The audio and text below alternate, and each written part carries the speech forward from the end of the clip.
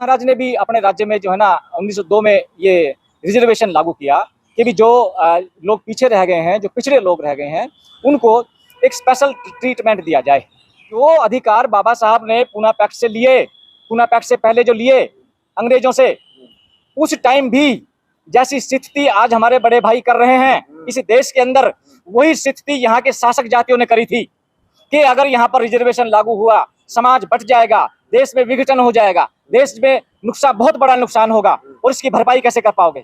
और यही supreme court ने इसके अंदर व्याख्या करी है अपनी जो मेजोरिटी ऑफ जजमेंट है कि कोई भी राज्य उसको ये लगे कि भाई कुछ लोग जो पीछे रह गए हैं, कुछ लोगों को जिनको प्रतिनिधित्व नहीं मिला है, उनको एक अलग कैटेगरी बना करके एजुकेशन में, नौकरी में उनको रिप्रेजेंटेशन दिया जाए। मुझे ऐसा लगता है कि उन लोगों ने इस निर्णय को पढ़ने की बात तक दूर है, उन लोगों ने इस निर्णय को देखा भी नहीं है।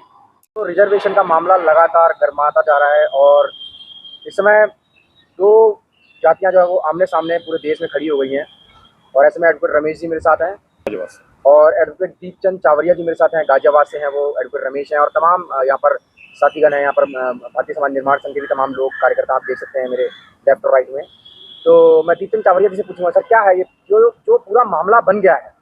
कई सौ साल लगे हमें इसको, इस एकता को बनाने में, लेकिन अब जो लगातार बयानबाजी हो रही है दोनों पक्षों की तरफ से, वो तो एकता जो है बिल्कुल खत्म होने वाली है, ऐसा लग रहा है जी। तो अभी जो माननीय सुप्रीम कोर्ट ने जो निर्णय दिया है, हमें लगता है कि पहले हमें उसे पढ़ना चाहिए, समझना चाहिए और तब उस पर कोई बात रखनी चाहिए। जो हम देख रहे हैं कि जिस तरह का सोशल मीडिया पे आजकल लोग कर रहे हैं या अखबारों में छाप रहे हैं, उनमें से बहुत सारे लोगों को ये पता भी नहीं है कि निर्णय के अंदर क्या है और क्या नहीं। दो तीन चीज़ें ज़रूर इसमें हैं जो मेरे साथी रमेश बहुत जी इसको विस्तार से बात करेंगे। जो सबसे ज़्यादा बड़ी शिकायत लोगों को है कि ये पहला कदम है सुप्रीम कोर्ट का कि जिससे आरक्षण खत्म होने की तरफ है। कुछ लोगों को ये शिकायत है कि सब क्रीमी लेयर लागू हो जाएगी सब पर और इसका कोई भी फ़ायदा उठा नहीं पाएगा। तीसरा, लोगों को ये लगता है कि इससे जो वर्गीकरण है, इससे जाति भेद बढ़ेगा और एससी ही कई भागों में बट जाएंगे। लेकिन साथियों, हमें लगता है कि अगर आप इस निर्णय को पढ़ेंगे तो इन सब चीज़ों का जवाब आपको उसी में मिल जाएगा। ऐसा कहीं नहीं है कि वर्गीकरण कर दिया जाए, ये बात सुप्रीम कोर्ट ने कहा हो, या इस निर्णय में क्रीमी लेयर की बात कही गई हो। ठीक है, तो ये चीज़ें थोड़ा सा ना और अभी समझने की आवश्यकता है, पढ़ने की आवश्यकता है और तब जाके बहुत स्तर पर क्लियर हो जाएगा जी। तो एडवोकेट रमेश जी, योगेंद्र यादव जी ने जो आज खुलासा किया है तमाम मीटिंग में आकर, लगातार उनका article Indian express the Hindu में छप रहे हैं, तो उनका जो खुलासा है उससे तो कहीं नहीं लग रहा है कि वर्गीकरण करना जो है वो गैर संवैधानिक है। देखो, पहले तो मैं आपका आभार व्यक्त करता हूँ मीडिया का, जो आज इस विषय पे चर्चा करने के लिए हमें आमंत्रित किया, तो आप हमारे साथ आए। और मैं अपने साथियों का भी आभार व्यक्त करता हूँ कि इन्होंने अपना टाइम निकाला और जो समाज में एक बिखराव की जो समस्या आ गई है, हालात ऐसे पैदा हो गए हैं, हम लोगों की कोशिश ये है कि उस बिखराव को ठीक किया जाए और जैसे पहले माहौल था वो माहौल बनाया जाए। बड़े भाई साहब ने, चावरिया साहब ने बड़ी अच्छी बताई कि भाई हमें पहले इसका एनालिसिस करना चाहिए कि जजमेंट है क्या है।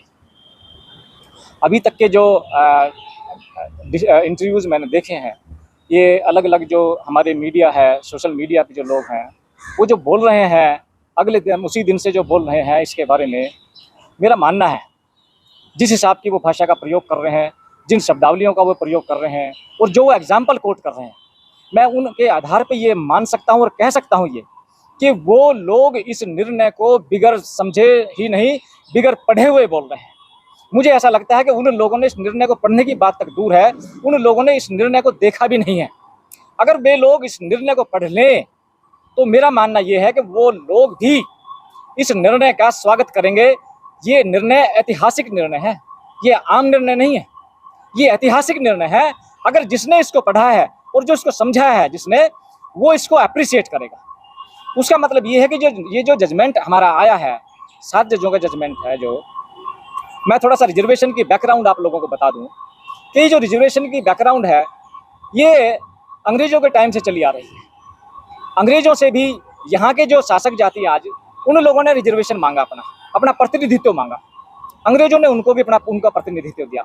उसके बाद में बैकवर्डों को जो एंग्लो इंडियंस है उनको दिया, सिखों को दिया और मुस्लिमों को दिया।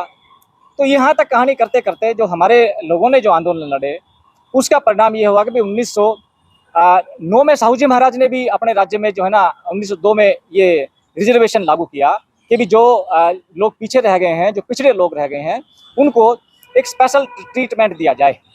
जैसे बीमार कोई ज़्यादा व्यक्ति हो और कोई बहुत ज़्यादा कंडीशन खराब हो तो उसको आईसीयू में रखा जाता है।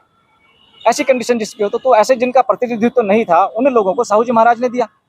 उस टाइम भी ये कार्य प्रोपेगेंडा रचा गया जो शासक जातियाँ थी कि ये इनसफिशिएंट लोग हैं, ये लायक लोग नहीं है, प्रशासन खराब हो जाएगा, है ना, और इस टाइप कुरीति आ जाएंगी। लेकिन साहू जी महाराज ने कहा कि नहीं, जिनको जब तक मौका नहीं दिया जाएगा तब तक उसकी मेरिट और डिमेरिट क्या पता नहीं चलेगा। जो मेरिट में नहीं है उनको लेकर के आओ आगे, उनकी मेरिट बनाओ। लोगों का वहाँ पर उन्होंने साहू जी महाराज ने अपने राज्य में रखा। फिर वहाँ के जो लोग उसके अगेंस्ट में थे उन्होंने कहा जी ये लोग एफिशिएंट नहीं है और ये काम ठीक से नहीं कर रहे हैं, इनको हटाया जाए। रिजर्वेशन के माध्यम से इनको लगाया गया। साहू जी महाराज ने कहा कि इनका ट्रेनिंग दी जाए, अगर ये एफिशिएंट नहीं है तो ट्रेनिंग दो इनको। ट्रेनिंग दी उनको महीने की, उसके बाद भी कहा जी ट्रेनिंग देने के बावजूद भी ठीक नहीं हो पा रहे। साहू जी महाराज ने कहा कि दोबारा इनको ट्रेनिंग दो, लेकिन इस बार ये होगा कि जो ट्रेनर होगा, अगर ये लोग फेल होते तो ये लोग फेल नहीं होंगे, जो ट्रेनर होगा वो फेल होगा और उसको निकाला जाएगा। अगली बार देखते सारे के सारे मेरिट में आ गए। ये प्रयोग साहू जी महाराज ने किया। उसके बाद बाबा साहब की जो लड़ाई हमारी साहू जी फूले साहब से शुरू होकर के साहू जी महाराज और बाबा साहब तक जो रिजर्वेशन हमें मिला 1932 में गोलमेज कॉन्फ्रेंस में जाकर के जो रिप्रेजेंटेशन बाबा साहब लेकर के आए अंग्रेजों से कि तुम्हारे राज्य में सूर्य नहीं डूबता, ये बात ठीक है, ये बात भी ठीक है कि तुम स्वतंत्रता के बहुत बड़े शुभचिंतक हो, ये बात भी ठीक है कि तुम समानता चाहते हो, ये बात भी ठीक है कि तुम सबके लिए न्याय चाहते हो, लेकिन तुम्हारे राज्य में हम लोग भी रहते हैं। हम लोगों को आज तक जैसा हमारे ऊपर अत्याचार यहाँ की शासक जातियों ने आपसे पहले किया, उतना ही अत्याचार आज आपके राज्य में भी हमारे साथ हो रहा है। ये बात बाबा साहब रखी। उसके बाद में ये सारा डिस्कशन हुआ और आपने देखा होगा भाई कि हम लोगों को अधिकार वहाँ से मिले। बात की हालात ये हुए भी पूना पैक्ट वगैरह होता है, जो समस्या देश में यहाँ के लोगों ने करी, तो जो अधिकार बाबा साहब ने पूना पैक्ट से लिए, पूना पैक्ट से पहले जो लिए अंग्रेजों से, उस टाइम भी जैसी स्थिति आज हमारे बड़े भाई कर रहे हैं इस देश के अंदर, वही स्थिति यहाँ के शासक जातियों ने करी थी कि अगर यहाँ पर रिजर्वेशन लागू हुआ समाज बट जाएगा, देश में विघटन हो जाएगा, देश में नुकसान, बहुत बड़ा नुकसान होगा और इसकी भरपाई कैसे कर पाओगे। लेकिन आज आप देख रहे हो कि उसी रिजर्वेशन के माध्यम से आज इस देश के अंदर जो दबे कुचले लोग थे वो शासक भी बने, वो प्रशासक भी बने और एक बहुत बड़ी तादाद में वो लोग ऊपर उठ करके आए। लेकिन जब संविधान के माध्यम से बाबा साहब ने ये प्रोविजन इसके अंदर संविधान में रखा और एक रिजर्वेशन की व्यवस्था की यहाँ के SC, ST और OBC लोगों के लिए, तो उसमें क्या हुआ, ये बात बिल्कुल ठीक है कि जब रिजर्वेशन लागू हुआ तो उससे पहले जो हमारे कुछ लोग थे जिनको हम बड़ा भाई कह सकते हैं, वो लोग उसके लिए ज़्यादा तैयार थे, उन्होंने पहले से तैयारी कर रखी थी। और उन लोगों की तैयारी कर ये रहा कि भाई उन्होंने बाबा साहब को, साहू जी महाराज को, फूले साहब को, बुद्धा को, उनकी जो फिलोसफी थी उन्होंने शायद हमसे या जो वंचित समाज के लोग हैं उनसे ज़्यादा उनको अडॉप्ट किया और उसका नतीजा ये हुआ कि वो लोग रिजर्वेशन का बेनिफिट उनको ज़्यादा मिला। वो लोग शिक्षा में ज़्यादा आए और नौकरियों में वो ज़्यादा लोग आए। आज हम देखते हैं कि राज्य में भी वो लोग ज़्यादा हैं, मंत्री उनके ज़्यादा वही बनते हैं, चीफ मिनिस्टर वही बनते हैं। लेकिन जो एक तबका, ये जो बहुत बड़ा तबका वंचित वर्ग जिसको बोलते हैं, जो नीचे रह गया, उसके लिए क्या करा जाए। तो इसकी शुरुआत पंजाब में होती है 1975 में। 1975 में पंजाब में एक्ट बनाया जाता है, इनके लिए स्पेशल कैटेगरी रखी जाती है और ए और बी कैटेगरी को रखा जाता है। वंचित समाज के लोगों को एक अलग से उनके लिए रिजर्वेशन की व्यवस्था की जाती है, ठीक है, 1975 से। तो वो लगातार 30 साल तक चलता है, ठीक है जी। उसके बाद में वो हरियाणा में लागू होता है, उसी के आधार पे आंध्र प्रदेश में लागू होता है, कर्नाटका में लागू होता है, पंजाब में तो ऑलरेडी था ही वो, और कई राज्य में ये व्यवस्था लागू होती है। जिसका परिणाम ये रहा, जो वंचित समाज के लोग थे उन लोगों को भी एक बढ़िया शिक्षा मिली, वो शिक्षा की तरफ अग्रसर हुए। उसका शिक्षा का परिणाम ये रहा कि उस वंचित वर्ग के लोगों में से भी बहुत सारे लोग शिक्षा पा करके अधिकारी बने, कर्मचारी बने और वो लोग भी आगे आए। राजनीति में भी उनका कुछ थोड़ा बहुत प्रतिनिधित्व होने लगा। उसका ये बेनिफिट हुआ और उस बेनिफिट का ये परिणाम था कि जब भी कोई आंदोलन यहाँ पर लड़ा गया, जब भी कोई आंदोलन यहाँ पर मूल निवासी लोगों के नाम पे या अछूतों के नाम पे, शेड्यूल कास्टों के नाम पे, बाबा साहब के नाम से जो भी आंदोलन लड़ा गया, वो सबने मिलके लड़ा और उसमें कामयाबी हासिल लड़ी हुई, क्योंकि उसमें हमारी सबकी हिस्सेदारी थी, सबकी भागीदारी थी। ये वंचित के समाज के लोगों ने भी उस आंदोलन में बढ़ चढ़ कर हिस्सा लिया, क्योंकि वो लोग इसको समझ चुके थे और उनको मालूम था कि भाई हमें सबके साथ मिलेंगे तो हम सबका विकास हमारा होगा। लेकिन ये जो निर्णय आया है, ये सही मायने में ये निर्णय भी नहीं है, ये सुप्रीम कोर्ट के 7 जजों ने सुझाव दिया है कि भाई ऐसा कर सकते हो, कोटा विद इन कोटा आप कर सकते हो। हमारे कुछ भाई दुहाई दे रहे हैं आर्टिकल 341, 342 की, कि ये पार्लियामेंट का सब्जेक्ट है, कि पार्लियामेंट में होना चाहिए। 16(4) की दुहाई दे रहे हैं, आर्टिकल 16(4) में ऐसे नहीं कर सकते। लेकिन आर्टिकल 16(4) तो एडिक्वेट रिप्रेजेंटेशन की बात करता है। एडिक्वेट रिप्रेजेंटेशन का मतलब ये है कि जिनकी भागीदारी नहीं है अनुपात में, उन लोगों को हिस्सेदारी दी जाए, ये बात करता है उसकी वो बात करी जाए। और आर्टिकल जो 341 जिसकी बात आप कर रहे हो, 342 जिसकी बात कर रहे हो कि ये पार्लियामेंट का है, उसमें तो ये है जब पार्लियामेंट में ये अधिकार है राष्ट्रपति को कि उसके अंदर इनकलकेट करने का, राउट करने का, किसको, जाति को, कि जो जाति लगे कि भाई ये शेड्यूल कास्ट जाति में आ सकती है उसको वो जोड़ सकते हैं, और जो शेड्यूल कास्ट से बाहर हो सकती है जाति उसको निकाल सकते हैं। उसके अंदर ये प्रोविजन तो है ही नहीं कि भाई आप कैटेगरी बना सकते हो या नहीं बना सकते हो। और यही सुप्रीम कोर्ट ने इसके अंदर व्याख्या करी है अपनी जो मेजोरिटी ऑफ जजमेंट है, कि कोई भी राज्य उसको ये लगे कि भाई कुछ लोग जो पीछे रह गए हैं, कुछ लोगों को जिनको प्रतिनिधित्व नहीं मिला है, उनको एक अलग कैटेगरी बना करके एजुकेशन में, नौकरी में उनको रिप्रेजेंटेशन दिया जाए। तो उन्होंने यही व्याख्या करी है और यही कहा है कि भाई राज्य अपने अपने आधार पे अपना वहां पे एनालिसिस करे, वहां जांच पड़ताल करे, कौन लोग पीछे रह गए हैं, कौन नहीं रह गए, उनको दे। सुप्रीम कोर्ट ने ये इसमें कभी भी नहीं कहा है किसी भी तरीके से कि इसको जाकर के हर राज्य लागू कर दे अपने यहाँ पर बिगड़ देखे सोचे समझे। वहां पर पूरा एनालिसिस करने के बाद में जिनका एडिक्वेट रिप्रेजेंटेशन नहीं, उनको रिप्रेजेंटेशन दिया जाए। लेकिन चर्चा किस बात पे कर रहे हैं कि ये जो जजमेंट आया है इससे रिजर्वेशन खत्म हो जाएगा। हाँ, इस जजमेंट ये जो माहौल बनाया जा रहा है ये बिल्कुल गलत है। मैं इसलिए आपसे आपके माध्यम से कहना चाहता हूं कि रिजर्वेशन खत्म नहीं होगा। और जो लोग इसका माहौल बना रहे हैं, सुप्रीम कोर्ट ने जजमेंट में ये कहा है कि उन लोगों का रिजर्वेशन खत्म कर दो। क्या इसमें ये कहा गया है कि भाई चमारों का रिजर्वेशन खत्म कर दो? ऐसा तो नहीं कहा गया। आधा आधा तो करा गया कि भाई इनको भी इतना दो और इनको भी इतना दो। उनका रिजर्वेशन कहाँ खत्म करा गया? उनका बराबर का रिजर्वेशन है और जिनको नहीं मिला उन्हें स्पेशल रिजर्वेशन दिया गया। लोगों की चर्चा ये है, ये क्या कर रहे हैं कि भाई ये रिप्रेजेंटेशन जो है गरीबी उन्मूलन कार्यक्रम नहीं है। आरोप तो लगते हैं एडवोकेट साहब की जो और जो तमाम जातियां हैं, चाहे वाल्मीकि या दानव, वो पढ़े लिखे नहीं है, रिजर्वेशन का क्राइटेरिया पूरा नहीं करते हैं वो। हाँ, मैं उसी का आपकी तरफ जवाब देने आ रहा हूँ कि ये जो ऐसा बोलते हैं कि भाई ये मसला, उनका यही सवाल है ना कि भाई ये जो रिप्रेजेंटेशन का मसला है ये गरीबी उन्मूलन कार्यक्रम नहीं है। बिल्कुल, मैं इस बात से 100% सहमत हूँ कि जो रिजर्वेशन है ये मसला रिप्रेजेंटेशन का है, कि सबका रिप्रेजेंटेशन होना चाहिए। रिप्रेजेंटेशन के तहत ही बाबा साहब ने हमारा ये जो रिजर्वेशन लेके दिया, क्योंकि हमारा एडमिनिस्ट्रेशन में, नौकरियों में, एजुकेशन में कोई रिप्रेजेंटेशन था नहीं, इसलिए ये रिजर्वेशन आया। रिजर्वेशन में मानता हूँ ये गरीबी उन्मूलन कार्यक्रम नहीं है, लेकिन ये आप लोगों के माध्यम से ये उन लोगों को बताना चाहता हूँ कि रिप्रेजेंटेशन का मतलब एक जाति का ही रिप्रेजेंटेशन नहीं है, उसके अंदर जो और हमारी सैकड़ों जातियां हैं, खटीक है, धानुक है, तेली है, तमोली है और बहुत डोम है, डुमार है, इनका रिप्रेजेंटेशन, डीमर है, इनका रिप्रेजेंटेशन कौन लाएगा? अगर एक ही जाति का रिप्रेजेंटेशन होगा वो बेईमान हो सकता है, वो हो सकता है न्याय ना करे।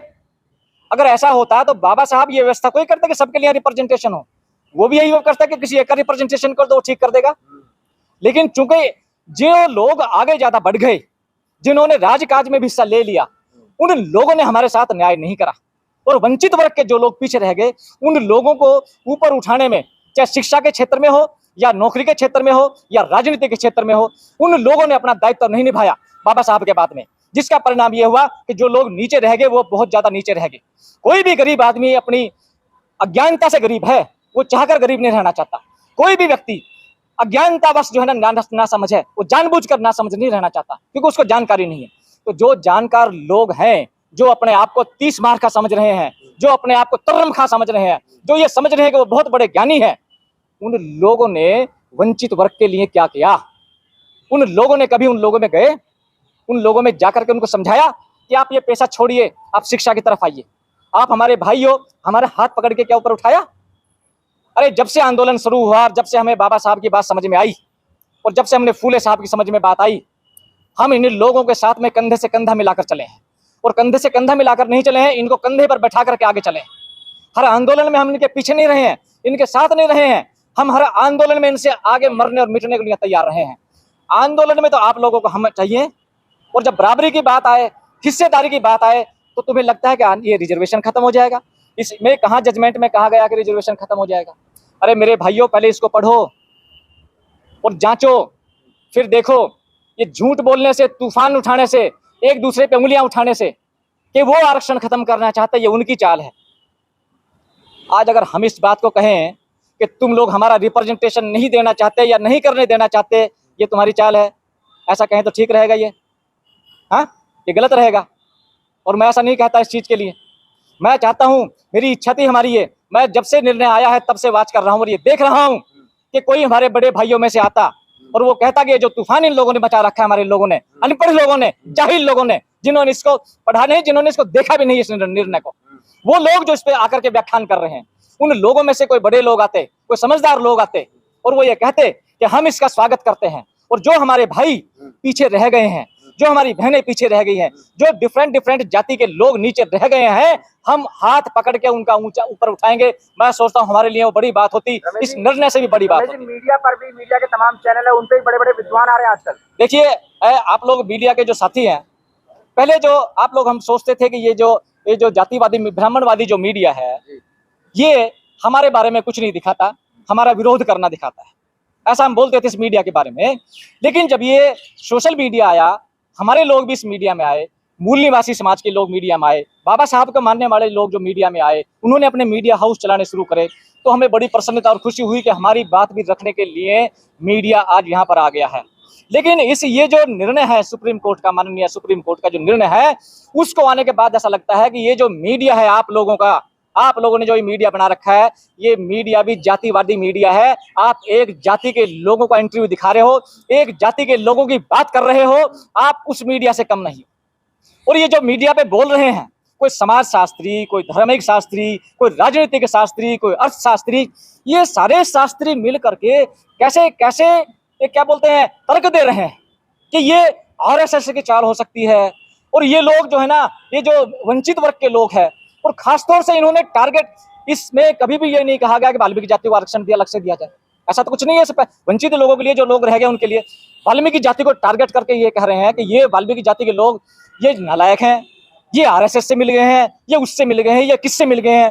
अरे हम किसी से नहीं मिले हैं, हमें लगा है कि आप लोग दुश्मनों की चाल में फंस गए हो। दुश्मनों ने एक गुगली फेंकी और तुम्हारी तीनों की तीनों कुल्लियां उड़ गई। आप लोगों ने जरा सा भी ये नहीं सोचा कि अगर दुश्मनी की भी ये चाल है तो इसको चाल को नाकाम कैसे करा जाए। आपने आग में घी डालने का काम किया। आप लोग बाहर निकल के आ गए, आंदोलन करने की धमकी दे रहे